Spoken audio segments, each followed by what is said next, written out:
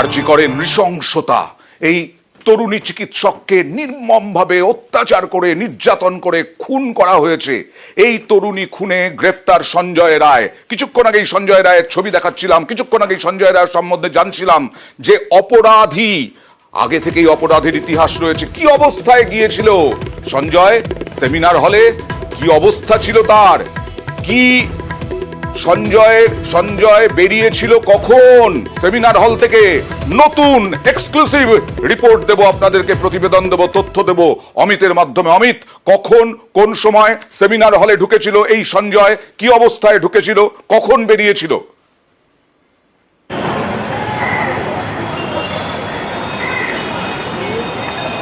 অমিতের সঙ্গে কথা বলবো। অমিত সম্ভবত শুনতে পাচ্ছেন আমার কথা। আবার বলি, যা জানা যাচ্ছে মত্ত অবস্থায় ঢুকেছিল সঞ্জয়।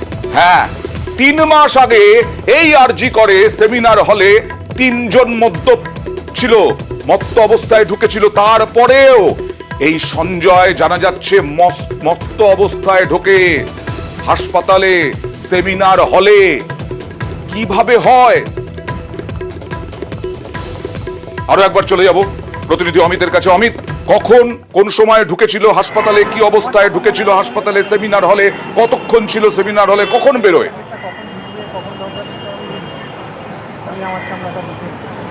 এখনো পর্যন্ত পুলিশ সূত্র থেকে যে তথ্য আমাদের কাছে আমরা পেয়েছি তাতে বলা হচ্ছে যে ভোর 4টের আশেপাশে এই সঞ্জয় ওপরে, অর্থাৎ চেস্ট মেডিসিন বিভাগের যে কাছে সংলগ্ন এলাকায় যে ক্লোজ সার্কিট ক্যামেরা ফুটেজ রয়েছে সেখানে দেখা যায় 4টের আশেপাশে সে চেস্ট মেডিসিন বিভাগের পাশ দিয়ে ঢুকে যাচ্ছে ভেতর দিকে, এবং সেই রাস্তা দিয়ে ঢুকে গেলে কিন্তু চলে যাওয়া যায় সেমিনার রুমে। এবং তারপরে যে ফুটেজ যেটা পাওয়া যাচ্ছে ভোর 4:35 থেকে 40-এর মধ্যে তাকে এমার্জেন্সি বিভাগের বাইরের একটি ক্লোজ সার্কিট ক্যামেরা ফুটেজে সে ধরা পড়ছে।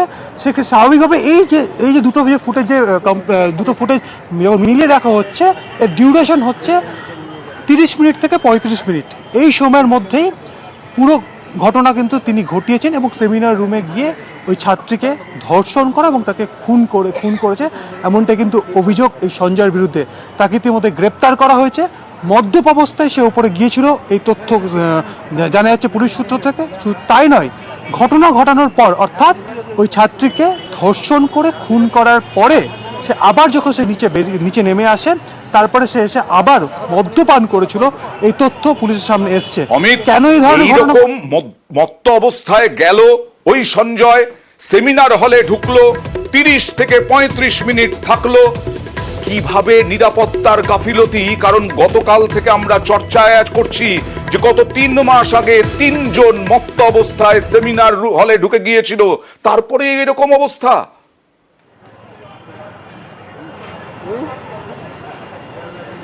একেবারেই শুধু গতকালের ঘটনা নয়, 3 মাস আগের ঘটনা নিয়েও কিন্তু অভিযোগ করছেন পড়ুয়ারা, এমনকি যারা স্টাফ রয়েছেন, রেসিডেন্সিয়াল স্টাফ যারা রয়েছেন তারাও। তো আবারও কিন্তু একই ঘটনার কিন্তু ঘটলো। সঞ্জয় বলে যে ব্যক্তিকে ইতিমধ্যে গ্রেপ্তার করা হয়েছে কলকাতা পুলিশের তরফে, তিনি মদ্যপ অবস্থায় পৌঁছে গেলেন একদম এমার্জেন্সি বিভাগ দিয়ে সরাসরি ওপরে 3rd ফ্লোর, অর্থাৎ 4র্থ তলায় চেস্ট মেডিসিন বিভাগের কাছ থেকে সে ঢুকে পড়লো সেমিনার রুমে। তোমাকে জানিয়ে দেবো কিভাবে সঞ্জয়কে আইডেন্টিফাই করা হলো। পুলিশ সূত্র থেকে দাবি করা হচ্ছে চেস্ট মেডিসিন বিভাগের কাছে সংলগ্ন দুটো ক্লোজ সার্কিট ক্যামেরা ফুটেজ তারা সংগ্রহ করে। একটি ক্যামেরার ফুটেজে সঞ্জয়কে কেবলমাত্র দেখা যাচ্ছে ভেতরে ঢুকতে, অন্য ক্যামেরার ফুটেজে 3 জনকে দেখা গিয়েছে ভেতরে ঢুকতে। এই 4 জনকে জিজ্ঞাসাবাদ করা শুরু করেছিল গতকাল সন্ধ্যে থেকে। বাকি 3 জন তারা রোগীর পরিজন, তারা বিভিন্ন কারণে তাদের এমার্জেন্সি ফোন এসেছিল উপর থেকে এবং তারা উপরে গিয়েছিলেন তার রোগীর কাছে। এই তথ্য তারা পুলিশকে জানিয়েছে। তাদের বক্তব্যে কোনো অসংলগ্ন পাওয়া যায়নি, বা তাদের বক্তব্যে কোনো রকম মানে সঞ্জয় চলে গেল অবারিত দ্বার। সঞ্জয়ের জন্য মদ খেয়েও চলে যেতে পারতো আরজি করের ভেতরে সেমিনার হলে। কি অবাধ যাতায়াত সঞ্জয়ের! হ্যাঁ, এই সঞ্জয়ের অবাধ যাতায়াতই ছিল প্রতিদিন এই মেডিকেলে, আরজি করে অবাধ যাতায়াত ছিল এই সঞ্জয়ের। সঞ্জয়ের বাড়ি কোথায় আপনাদেরকে বলে দিই, ভবানীপুরে। সেখানে কি পরিচয় ছিল তার? কলকাতা পুলিশে কাজ করে মিথ্যে কথা বলেছে বারবার প্রতিবেশীদের কাছে। বাড়ি বিক্রি করার নামে বহু টাকা নিয়েছে, প্রতারণা করেছে সঞ্জয়, তার বিরুদ্ধে এই অভিযোগও রয়েছে। সঞ্জয়ের বিরুদ্ধে অপরাধের ইতিহাস রয়েছে। সেমিনার হলের ভেতরে সিসি ক্যামেরা ছিল না, আর সেই সুযোগেই কি ধর্ষণ করে খুনের মামলা রুজু করেছে পুলিশ। সঞ্জয়কে দেখতে পাওয়া গেছে। এখনো পর্যন্ত যা তথ্য, সঞ্জয় মত্ত অবস্থায় ছিল। আর সঞ্জয়ের পাঁচটি বিয়ে। কয়েকদিন আগেই সঞ্জয়ের স্ত্রী ক্যান্সারে মারা গেছেন। মাকেও বলেছে সঞ্জয় যে সে পুলিশে কাজ করে, মাকেও মিথ্যে কথা বলেছে সঞ্জয়। দেখুন, এটা কি কলকাতা পুলিশে সিভিক ভলেন্টিয়ার ছিল, এরকম কিছু শুনেছিলেন আপনি? একটা দেশ দেখলাম যেটা পড়ে যেত, আসতো কাজতো, এইটুকুনি। আর কি বলবো, কোন দেশ কখনো কলকাতা পুলিশে চাকরি করতো? আমি এইটুকুনি শুনেছি। ভালো ছেলে ছিল না। 5টা বিয়ে করেছে, ঠিক আছে, 5টা বিয়ে করেছে। ও কি করেছে না করেছে সেটা আমি জানি না। এবার কি কাজ করতো? আরে পুলিশে চাকরি করতো, পুলিশে কি চাকরি করতো আমি জানি না। আমাদেরকে কোনো কিছু নেই, ও নিজের বাইরে যা করতো, ও রাস্তার বাইরে যা করতো, ও মদ খেতো, বাইরে করতো। সে মারা গেছিলেন এরকম? সেটা আমি জানি না দাদা, সেটা জানি না, সেটা বলবো না। আচ্ছা, আপনার এখানে শেষ কবে দেখেছিলেন? শেষ এখানে কবে দেখেছিলেন? আমি 2 বছর দেখিনি। 2 বছর দেখেননি প্রতিবেশীরা। সঞ্জয় কলকাতা পুলিশে একেবারে কনফার্ম করে সঞ্জয় বারবার দাবি করত যে সে কলকাতা পুলিশে কাজ করত, আর তাই জন্যই বোধহয় কনফার্ম করতে পারেননি বিনীত গোয়েল পুলিশ কমিশনার সঞ্জয় কি করত।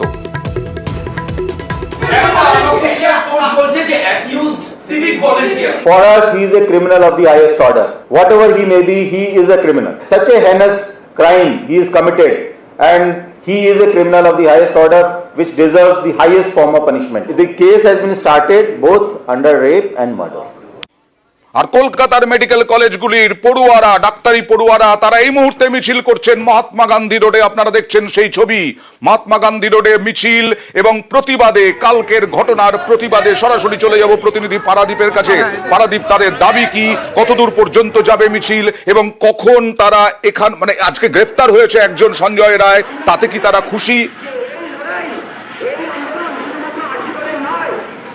একদমই এই মুহূর্তে কলকাতার সব মেডিকেল কলেজের যারা ছাত্র রয়েছেন তারা এই মুহূর্তে কিন্তু প্রতিবাদে মিছিল করেছেন, এবং মেডিকেল কলেজ থেকে তারা আরজি করে যাবেন। এবং কলকাতার সবকটা মেডিকেল কলেজ, এসএসকেএম আছে, ক্যালকাটা মেডিকেল কলেজ আছে, নীলরতন সরকার মেডিকেল কলেজ, সেই স্টুডেন্টরাও এই মিছিলে সামিল হয়েছেন, প্রতিবাদ মিছিলে। এবং ইতিমধ্যে একজন গ্রেপ্তার হয়েছেন, তো তাতে কি তোমরা খুশি? এবার যিনি গ্রেপ্তার হয়েছেন, আমরা এখনও অফিসিয়াল কোনো স্টেটমেন্ট পাইনি যে উনি অ্যাকচুয়াল কালপ্রিট কিনা। ওনাকে জিজ্ঞাসাবাদ করা হচ্ছে আমরা যতদূর যা খবর পেয়েছি, এবং আমরা কনক্রিট এখনো এভিডেন্স সেরকম কিছু পাইনি যে এখনো সেরকম। পারাদীপ, একদম বিনীত গোয়েল বলেছেন গ্রেফতার হয়েছে। পুলিশ সূত্রে আমরা জানতে পেরেছি যে মত্ত অবস্থায় সেমিনার হলে ঢুকেছিল গতকাল। 30 থেকে 40 মিনিট মত্ত অবস্থায় সেমিনার হলে ঢুকেছিল, তারপরে 30 থেকে 40 মিনিট পরে বেরিয়ে এসেছে ওই সেমিনার হল থেকে। সঞ্জয়ের বিরুদ্ধে এইরকমই তথ্য মিলছে। দেখো সৌম্যদীপ, তোমরা জানতে চাইবো, ইতিমধ্যে কিন্তু কলকাতার পুলিশ কমিশনার তিনি জানিয়েছেন যে এই একজনকে গ্রেফতার করা হয়েছে, কিন্তু তারপরেও তোমরা তোমাদের এই ধর্ণা মিছিল এগুলো চালাবে। তোমরা একটু আগেও বলছিলে যে এইভাবে যদি চলতে থাকে তাহলে নিরাপত্তার অভাব বোধ করছেন মেডিকেল কলেজের ছাত্ররা। এবং শুধু তাই নয়, যদি আরজি কর মেডিকেল কলেজের প্রিন্সিপাল তার ইস্তফা দাবি করছেন, পদত্যাগ দাবি করছেন মেডিকেল ছাত্ররা, এবং একই সঙ্গে যতক্ষণ সলিউশন হচ্ছে ততক্ষণ তারা আউটডোর বয়কট করছেন। একটু তোমার দাবিগুলো ছোট করে যদি বলো। না, ব্যাপারটা ওটাই, আমরা যেহেতু বয়কট করছি তার কারণ শুধুমাত্র এমন নয় যে কালপ্রিট ধরা পড়ে গেছে কি না সেটা পরের কথা। আমাদের মূলত আমাদের যেটা বক্তব্য যে আমরা খুবই সিকিউরিটির অভাবে ভুগছি।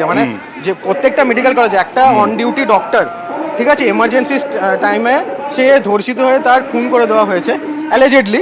যেটাই হোক, এখনও সেটার হোয়াট এভার ইট ইজ, একটা মেয়ের তো প্রাণটা হারিয়েছে। তো সেইটার জন্য আমরা সবাই খুবই ডিস্টার্ব হয়ে গেছি গতকালের এই ঘটনাটা শোনার পর থেকে। আমাদের মেডিকেল কলেজেও তো প্রচুর মেয়ে ডাক্তার রয়েছেন, শুধু মেয়ে ডাক্তার বলে নয়, যেটা হয়েছে যে একজনের যদি মার্ডার হয়ে গিয়ে থাকে। আসবো তোমার কাছে, এখানে অনেক স্টুডেন্ট রয়েছেন মহিলা, তাদের সঙ্গে কথা বলবো। এই ঘটনা কতটা ট্রমাটাইজ তোমরা একটু প্লিজ। অবশ্যই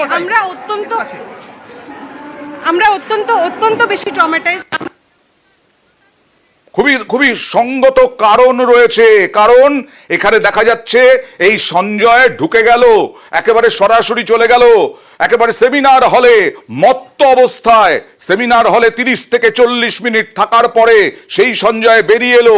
অবারিত দ্বার কি করে হলো এই সঞ্জয়ের ওই আরজিকর মেডিকেলে? এরা তো নিরাপত্তার অভাব বোধ করবেনি। সরাসরি চলে যাব এবার ন্যাশনাল মেডিকেলে। ন্যাশনাল মেডিকেল কলেজেও পড়ুয়াদের, ডাক্তারি পড়ুয়াদের মিছিল। ন্যাশনাল মেডিকেলেও, ন্যাশনাল মেডিকেলের ছবি দেখাবো। প্রতিবাদে জুনিয়র ডাক্তার ও ইন্টার্নরা। সরাসরি চলে যাব রওনকের কাছে। রওনক, প্রতিবাদে উত্তাল ন্যাশনাল মেডিকেলের ডাক্তারি পড়ুয়ারাও। তারা কি চাইছেন?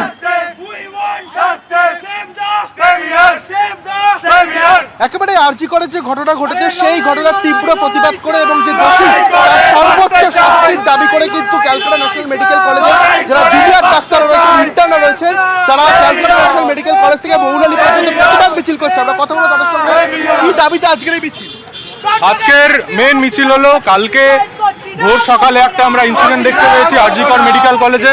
একজন চেস্ট মেডিসিনের সেকেন্ড ইয়ার পিজিটি যে তার নর্মাল ডিউটি ছেড়েও পুরো অন কলে 24 ঘন্টা থাকার পরেও ভোরবেলা সে যখন সেমিনার রুমে ছিল, তার সকালবেলা আমরা দেখতে পেয়েছি যে সেই আমাদের দিদি, আমাদের ডক্টর একদম অর্ধনগ্ন অবস্থায় রেপ প্লাস মার্ডার হয়ে পড়ে আছেন।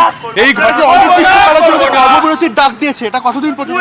কর্মবিরতির আমরা ডাক বলতে আমরা জুনিয়র ডক্টর, উনি যেহেতু জুনিয়র ডক্টর ছিল, আমরাও জুনিয়র ডক্টররা কর্মবিরতির ডাক দিয়েছি, কিন্তু হসপিটালের সমস্ত এমার্জেন্সি প্লাস ওপিডি পরিষেবা চালু আছে। ভালো করে শোনো রওনক। আমাদের কাছে পুলিশ সূত্রে খবর, এই নিরাপত্তার অভাবটা কতটা, যে এই সঞ্জয় যাকে গ্রেফতার করা হয়েছে, সেই সঞ্জয় মত্ত অবস্থায় সেমিনার হলে ঢুকেছিল এবং সেমিনার হলে 30 থেকে 40 মিনিট ছিল, তারপরে সেমিনার হল থেকে বেরিয়েছিল। এই সঞ্জয়ের বিরুদ্ধে এমনই অভিযোগ, সঞ্জয় কোনো স্টাফ নয়, কোনো রোগী নয়, তারপরেও অবারিত দ্বার ছিল। একটু রিয়াকশন নাও।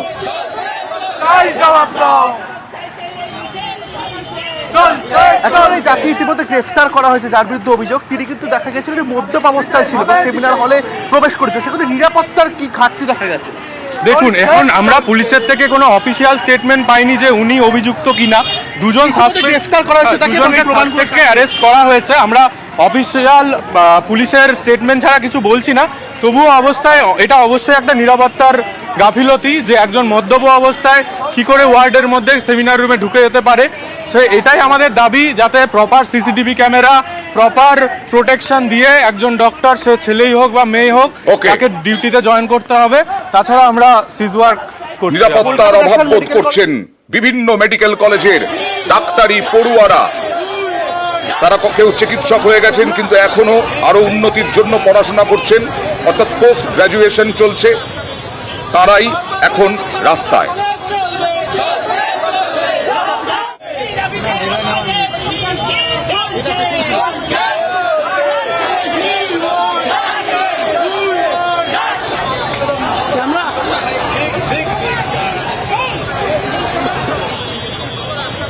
আমরা আরজিকরের প্রতিবাদে আমরা এখানে বসেছি। আপাতত আমরা রেসিডেন্ট ডক্টর, তার সাথে সাথে এখানে student, intern, house staff along with students union যারা আছে, প্রত্যেকের সাথে আমাদের সংঘবদ্ধভাবে আমাদের একটা মিটিং হয়েছে। সেখানে আমাদের ডিসিশন হয়েছে যে আপাতত আমরা সমস্ত পরিষেবা থেকে আমরা পিজিটি যারা আছি, রেসিডেন্ট যারা আছে, ইন্টার্ন আছে, তারা আমরা এখন সার্ভিস আমরা উইথড্র করছি। শুধু কলকাতা নয়, রাজপথ নয়, জেলার বিভিন্ন রাজ্যের বিভিন্ন মেডিকেলেও কর্মবিরতি, বিক্ষোভ। দেখাবো একটা ছোট্ট ব্রেকের পর। এইটা দেখছেন চুচুড়া ইমামবাড়া হাসপাতালের চিকিৎসক এবং চিকিৎসা কর্মীরা। তারা আজকে প্রতিবাদ জানাচ্ছেন তরুণী চিকিৎসক খুনের প্রতিবাদ, যেভাবে নির্যাতন করে খুন করা হয়েছে তার প্রতিবাদে আজকে কালো ব্যাজ পরে বিভিন্ন রাজ্যের বিভিন্ন হাসপাতালের চিকিৎসক, ডাক্তার, স্বাস্থ্যকর্মীরা তারা আজকে প্রতিবাদ জানাচ্ছেন। এই কাজটা আর্জিকর হোক বা যে কোনো জায়গায় হোক, এটা জঘন্যতম নিকৃষ্টতম একটা ঘটনা। এটা কোনোভাবে মেনে নেওয়া যায় না। এবং আমার মনে হয় যে হয়তো ডাক্তারের হওয়ার জন্য এটা হয়তো ধামাচাপা পড়ছে বা তাকে ধরার চেষ্টা হচ্ছে, কিন্তু আসল অপরাধী এবং আসলে এই ঘটনার পূর্ণ তদন্ত হওয়া দরকার, যাতে এই ঘটনা কোনোভাবেই কোথাও রিপিট না হয়। দত্ত মেডিকেল কলেজ, সেখানেও তরুণী চিকিৎসককে নির্যাতন করে অত্যাচার করে মারার প্রতিবাদে, খুনের প্রতিবাদে সেখানেও চিকিৎসা কর্মীরা তারা কর্মবিরতি পালন করছেন। জরুরি পরিষেবা সচল রেখে আউটডোর সহ সব পরিষেবা বন্ধ। সাগর দত্তে শুধুমাত্র জরুরি বিভাগ চালু। ডিউটি করতে এসে একটা কলকাতার মেডিকেল কলেজের বুকে এই ধরনের ঘটনা ঘটেছে, তাহলে পেরিফেরাল ইনস্টিটিউশনে যারা রাজ্যে সিস্টার যারা কাজ করে তাদের নিরাপত্তার অবস্থা তো কি, সেটা আমাদের আগামী দিনে ভাবতে হবে। এইটাই আমাদের সকলের দাবি, যাতে ভবিষ্যতে আমাদের কারুর নিজের প্রিয় স্বজন, বন্ধু বা ছেলে মেয়েকে ডিউটিতে পাঠিয়ে মনে না করতে হয় যে আজ রাতের পর কাল সকালে কি খবর পাবো। হাওড়া হাসপাতাল, সেখানেও প্রতিবাদে চিকিৎসা কর্মীরা, ডাক্তারি পড়ুয়া চিকিৎসা কর্মীরা তারাও হাওড়া হাসপাতালে মিছিল করে দোষীদের শাস্তির দাবিতে বিক্ষোভ দেখালেন, প্রতিবাদ জানালেন, মিছিল করলেন।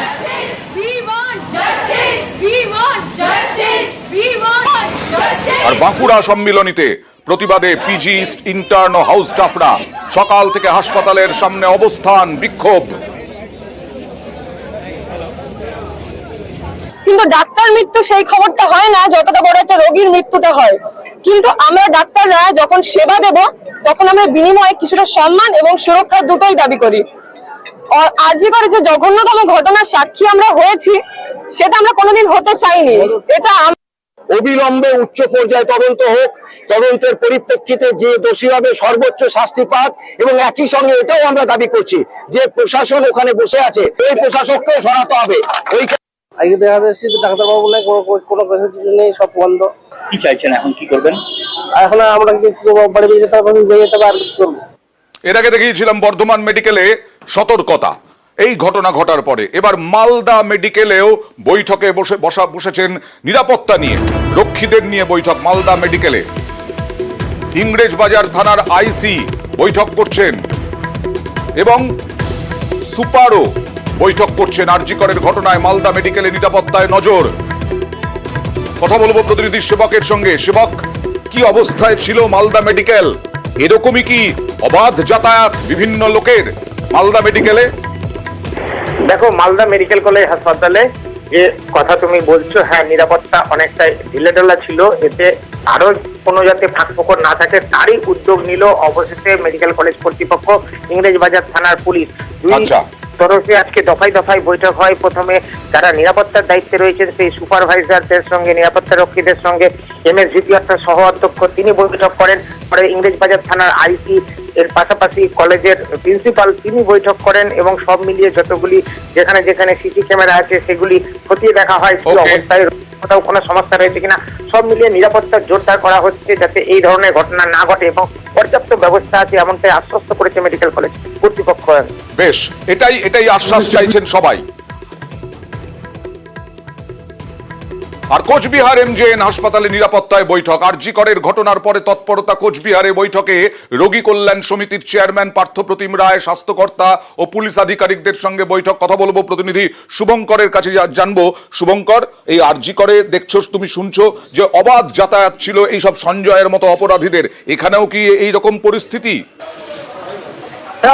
গতকাল যখন আরজিকর মেডিকেল কলেজ হাসপাতালের ঘটনার খবর প্রকাশ্যে আসে, এরপর রাতে তড়িঘড়ি বৈঠক ডাকেন রোগী কল্যাণ সমিতির চেয়ারম্যান পার্থপ্রতিম রায়। তিনি সেখানে কোচবিহার জেলা পুলিশের ডিএসপি হেডকোয়ার্টার চন্দন দাস এবং কোচবিহার কোতোয়ালি থানার আইসি, পাশাপাশি জেলা স্বাস্থ্য দপ্তরের আধিকারিকদের নিয়ে গুরুত্বপূর্ণ বৈঠক করেন। সেই বৈঠকে যেহেতু বৈঠকে বসতে হলো কেন এরকম ভাবে নতুন করে? দেখো, যেটা জানা যাচ্ছে যে কোথাও কোনো ত্রুটি আছে কিনা, নিরাপত্তা রক্ষী কারা, তারা ঠিকঠাক নিরাপত্তা দায়িত্ব পালন করছে কিনা, সিসিটিভি গুলো যেসব জায়গায় সিসিটিভি থাকা দরকার সেগুলো ঠিকঠাক আছে কিনা, সবকিছু নিয়েই বিস্তারিত আলোচনা হয় এবং যদি কোথাও ত্রুটি থাকে সেটা ইমিডিয়েট সেটা মেরামত করা হয় সে বিষয়ে উদ্যোগ নেন গতকালকের বৈঠকে।